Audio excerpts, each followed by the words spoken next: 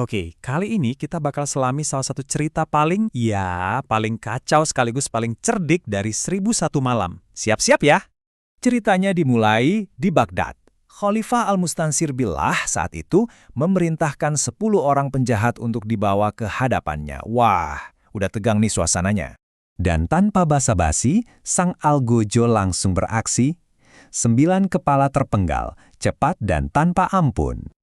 Tapi tunggu dulu. Pas Khalifah lihat lagi, loh, kok ada satu orang yang masih berdiri tegak di tengah tumpukan mayat? Disinilah cerita kita yang sebenarnya dimulai.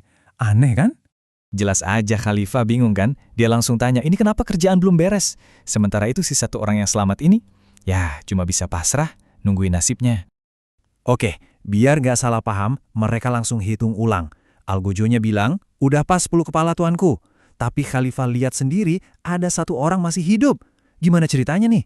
Hitungan Algojo bener, tapi ada satu orang masih berdiri. Makin aneh kan?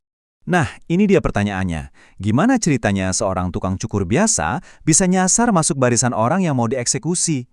Ternyata, semuanya ini cuma karena satu kesalahpahaman konyol. Jadi gini ceritanya. Si tukang cukur ini lihat ada 10 orang mau naik perahu. Dia mikir, wah asyik nih, kayaknya ada pesta. Tanpa pikir panjang, dia nyelinap aja ikut naik. Nggak taunya yang datang malah penjaga. Dan semua orang, termasuk dia yang super kepo ini, langsung dirantai. Ternyata itu rombongan penjahat kelas kakap. Oke, sekarang posisinya genting banget.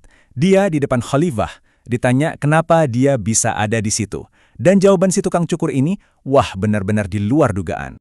Dia bilang gini, saya ini Syekh Asyamit, orang yang bijaksana. Dan sikap diam saya ini adalah sebuah keutamaan yang sulit ditandingi. Bukan ngaku tukang cukur, malah ngaku sebagai syekh pendiam yang super bijak. Ini orang nekat banget. Padahal, ya kita kan tahu, dia bisa kejebak di situasi ini justru karena dia nggak bisa diem dan terlalu kepo sama urusan orang. Benar-benar kebalikan dari citra yang lagi dia bangun kan? Dan ceritanya makin seru. Dari sini, si tukang cukur ini ngeluarin jurus pembelaan diri yang, salah satu yang paling nekat yang pernah ada. Dia lanjutin lagi, kalau tadi saya diem, itu semata-mata karena karakter mulia yang saya miliki. Jadi menurut dia diam itu bukan karena takut atau bingung. Bukan, tapi karena dia orang yang sangat terhormat dan berwibawa. Keren banget alasannya. Jadi, coba deh kita lihat. Dia ngaku orang mulia, padahal dikira perampok. Dia bilang diam itu keutamaan, padahal nyawanya di ujung tanduk. Intinya, ini gertakan sambal tingkat dewa. Dia memposisikan diri sebagai orang bijak yang sangat mulianya sampai-sampai ogah ngomong buat nyelamatin diri sendiri. Dan yang paling gila, berhasil. Khalifah beneran percaya. Dia yakin kalau orang ini memang orang hebat yang pendiam dan penuh kebajikan. Luar biasa kan? Tapi jangan kira ceritanya selesai. Justru baru mau dimulai babak baru. Khalifah yang sekarang jadi penasaran banget ngajuin satu pertanyaan simpel yang bakal bikin ceritanya makin panjang. Khalifah nanya, ke-6 saudaramu itu sebijaksana dan sependiam kamu juga nggak? Ya wajar kan dia penasaran apa sifat hebat ini turunan atau gimana. Dengar pertanyaan itu, si tukang cukur malah ketus. Dia bilang, semoga mereka semua celaka kalau sampai mirip saya. Wah, dia benar-benar negasin kalau saudara-saudaranya itu 180 derajat beda dari dia. Dan kenapa dia bilang gitu?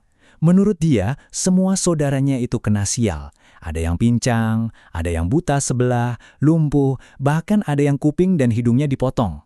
Dan penyebabnya, kata si tukang cukur, ya karena mereka itu banyak omong dan gak punya kebajikan.